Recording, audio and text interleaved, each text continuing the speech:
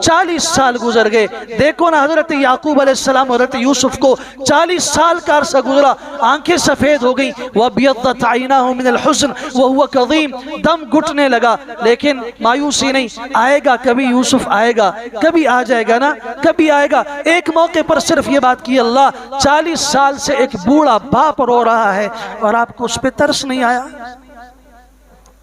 40 साल से मैं रो रहा हूं। इब्ने कसीर रहमतुल्लाह ताला ने लिखा है, हजरत जिब्रील को फौरन भेज दिया,